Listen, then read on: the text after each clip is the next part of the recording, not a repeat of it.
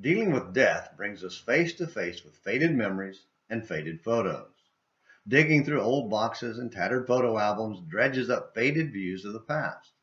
Sometimes memories are triggered and old times come into sharp focus. Sometimes we stare and vainly seek to remember, who is that in the picture from long ago? But one thing stands sharp and clear: the past cannot be recreated. Oh, past patterns are often repeated, but we cannot turn back the clock. Those days are gone forever, except in our fading memories and fading photos. Dealing with danger should lead us to rely on past experiences as well, memories of how we succeeded before. But sometimes those past experiences fade into the sepia tones of old photos. When Asa, King David's great-great-grandson, neared the end of his life, another enemy arose to threaten Jerusalem and Judah. Decades earlier, he had turned to God for rescue from a massive army. But apparently the memory of God's salvation had faded over those 30 years, and this time he turned to human allies instead. He knew the history of his fathers, of David's success and the failures of Solomon, Rehoboam, and Abijah. Or had he forgotten after all those years? Was he trapped in the memories of the glory days, detached from how God was the reason they were glory days? Time does strange things to our minds. Today's Morning Minutes in the Bible on Throwback Thursday seeks to learn some important lessons from the past by returning to Yesterday by David Smithman from Plain Talk Magazine, February 1984. Yesterday. It exists only in fading memory, worn-out photographs, and history books. And yet it is one of the finest learning centers available to us if we will only allow ourselves to be taught.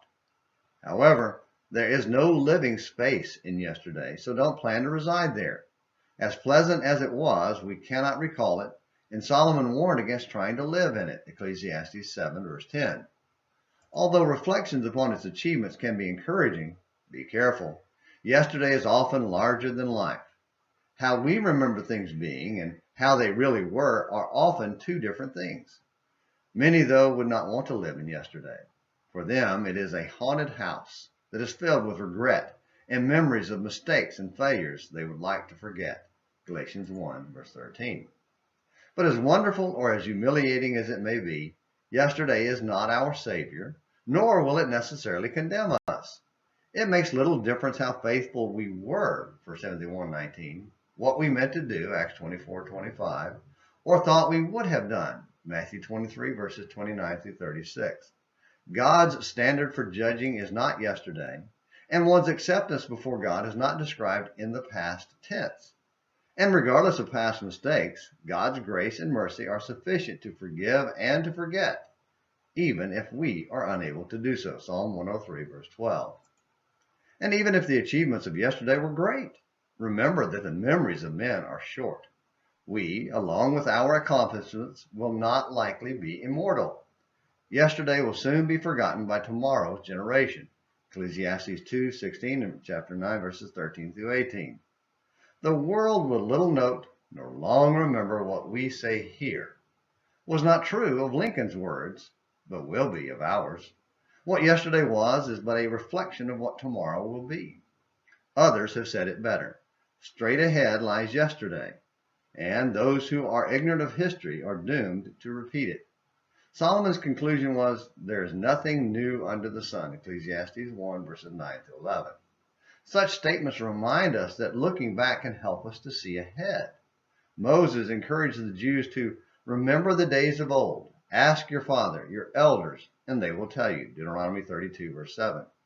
And because Rehoboam refused this counsel, he led a nation to divide, 1 Kings 12, verse 8.